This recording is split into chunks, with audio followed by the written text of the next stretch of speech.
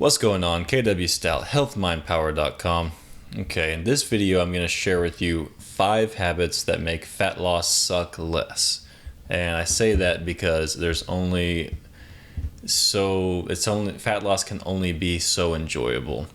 One of the things that you'll see with a lot of people who are trying to sell you on some gimmicky program or some gimmicky diet thing is they'll tell you that if you use their program, that fat loss is going to be so easy, you're never going to feel hungry, the fat's just going to fly off. Well, that's just not true. If you don't feel hungry, you're not losing weight.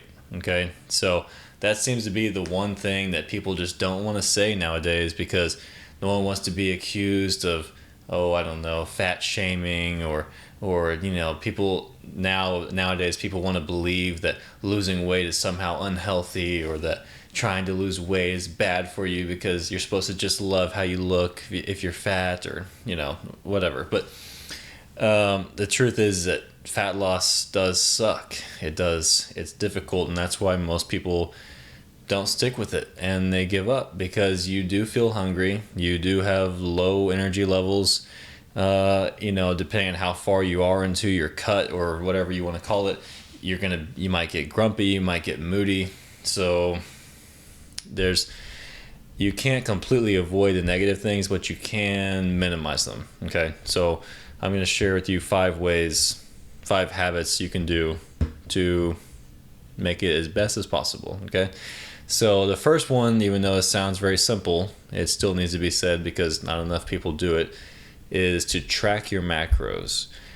The difference between tracking your macros and then just counting calories is whenever you count calories. Now, okay, when it comes to fat loss, it really is calories in versus calories out for the most part.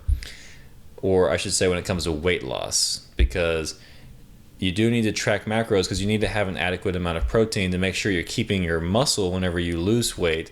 Because we don't just want to lose weight, we want to lose fat. We want to keep muscle, and we want to lose fat. Okay, so losing weight is not always a good thing necessarily, unless you just want to lose your muscle. Some people actually, they have too much muscle and they need to get down to a particular weight for a sport or for a competition, and they do need to lose muscle. But in general, most of us, we're trying to hold on to our hard-earned muscle, and we're trying to lose fat. Okay, so the best way to do that is to track macros, to pick a good macronutrient split that has a decent amount of protein and leverages the right amount of fat and carbs as well, to keep you full, keep your energy levels stable, and to help you lose fat effectively. Now, if you want to learn how to set up your macros and do all that, I have a resource in the description below, the HMP Diet Guide. It's completely free, so you can just download that.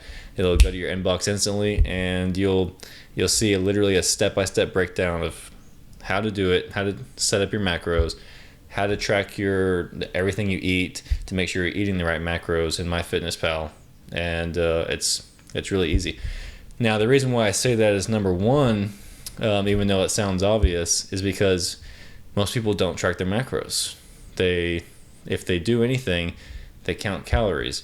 And the thing is that if you're not keeping track, and especially if you're not tracking your macros, you're just making this whole process take a lot longer, which makes it suck more. We want it to suck less. Okay, so track your macros. You get your results quicker. You can get back to eating at a caloric maintenance, where you're just eating enough food to stay at the weight you're at, and you'll feel a lot better. Okay. Now, number 2 is drinking at least a gallon of water a day. And I have to say this all the time. For some reason, people they have this weird misconception about water intake. They think that a gallon is it's just asking too much to drink a gallon of water a day.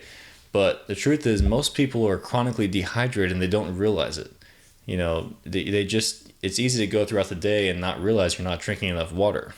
Okay, and the easiest way to drink a gallon of water a day is, I found this water bottle on Amazon. It's got a counter on here. You see this little, so basically 6 of these equals a gallon. And as you go throughout the day, you can drink them and then twist that little thing. Can you see it? Yeah, there we go. See, I'm on 4 of 6 right now. In fact, I'm actually thirsty. I'll have a link in the description for this water bottle if you want to get it. I think it's like 12 or 15 bucks. But this has made drinking a gallon of water a day super easy for me because it's just so easy to lose track of how much you've drank when you have this and you just use it throughout the day. It's simple. So, but the reason why drinking a gallon of water a day makes fat loss suck less is because, for one, it's good for your health. For two, you're going to have way more energy, okay? Because if you're like most people, you're a little dehydrated and you just don't even realize it. So you're going to have way more energy. The other thing is it's going to fill you up more. It's going to keep you full in between meals.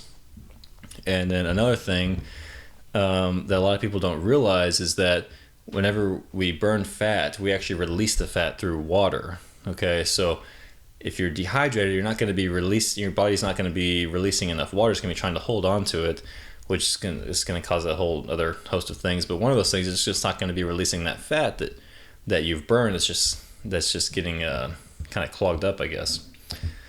Then number 3 would be eating most of your carbs in the day, or eating your biggest carb meal post-training. Okay, so depending on what your program is that you're doing to lose fat and how far along you are, if you've gotten pretty far along, you probably aren't eating a whole lot of carbs.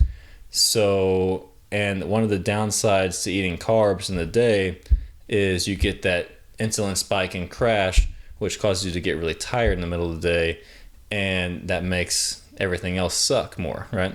So we want it to suck less.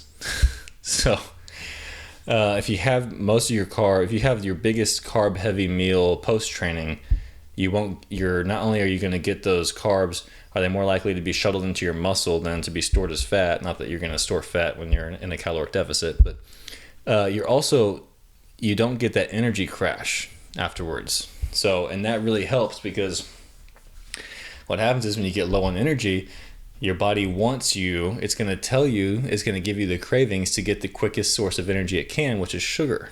Okay, so, and you can tell yourself that you're not going to give in, but you are going to give in. You will. We all give in whenever it gets too bad. We all give in because it's just a survival mechanism of our body. It's going to brainwash you into doing it. It's going to, unless you have some serious money on the line, or some big competition on the line, if you're just the average person trying to lose weight, you're going to give in. So instead of lying to yourself, why not just be honest with yourself about it and try to set yourself up for success? Now, another part of number 3 is to never snack on carbs throughout the day. Only have carbs with the full meal. If you snack on carbs throughout the day, you'll go through them like that, and you'll be hungry again, and you'll be even hungrier than you were before. Okay, and that's going to make fat loss way harder than it has to be. I personally don't even like to eat carbs much throughout the day while I am dieting. If I'm dieting pretty hard, if I'm actually trying to get pretty lean, I'll have most of my carbs post-training, and then pretty much trace amounts of carbs from vegetables and stuff like that throughout the day. And if I do have carbs, then I want to have them after I'm done with work and everything, because I don't want to interfere with my day and just ruin my whole day, feeling hungry, feeling tired, from snacking on carbs. So speaking of that, number 4, the 4th habit is to keep a busy schedule. Okay, so people tend to eat as entertainment. They eat when they get bored. If you don't have anything going on in your life, you're gonna be sitting around watching TV or playing video games and snacking. Okay, but if you've got more going on in your life, if you're busy, whether you're working or doing a hobby or just doing anything, doing chores, you're less likely to eat because you're moving, you're doing stuff, or you don't even have to be moving. So again, I work at my desk, but your mind will be occupied. Okay, because if your mind's not occupied, then you're going to start thinking about how hungry you feel, because you will be hungry. So it's best to just be distracted and be productive, and not be thinking about being hungry all the time. Because again, the more you think about it, you will eventually give in to those cravings. If you just focus on it enough, you will. So, we tend to gravitate towards what we focus on. Okay, so if you're focusing on staying busy and not eating, then you're not going to be as focused on how hungry you feel. And then number 5 This is tracking your progress with weekly photos. Okay, for some reason, a lot of people don't want to, they don't want to, I don't know if they just don't want to see themselves, or I think what happens is they get to the point where they're going to do their photo and they feel like, oh, well, I didn't lose as much weight this week as I wanted to, blah, blah, blah. So they don't take the photo. But weekly progress photos are very useful because you might not see very many changes week to week, but 4 or 5 weeks out, you can look back and see, okay, yeah, I've actually have made a big difference, and that's motivating. So whenever you see that, you get that kind of psychological reward, it makes you want to keep going, and it makes you get a sense of accomplishment. You feel good about what you've done, okay? So that makes everything easier. I mean, fat loss can only get so easy, but there's no reason to make it harder on yourself if you don't have to. So, I honestly think progress photos are a useful tool. You don't even have to share them with anyone. You don't have to make it public. But I can tell you that if you make them public, it will definitely boost your incentive to want to lose weight each week. I know this because once I started posting those photos publicly on Instagram, I would actually think about it, So I would post them about every Thursday or Friday, I guess. Whenever I was doing a cut not too long ago, and I would post a weekly progress photo, and I always wanted that photo to be better than last week's photo, especially being a fitness coach, right? I don't want to look like I'm not actually doing what I'm saying I'm doing, or not doing what I'm telling my clients to do or anything. So, but you don't have to make it public. You can just keep them for yourself. Just keep them in your phone or whatever, or in your house, whatever. But yeah, it really does. It actually makes a difference. It makes a difference to see the changes every few weeks or so, even if you don't see a whole lot of change week to week. So, anyways, yeah, that about wraps it up for this.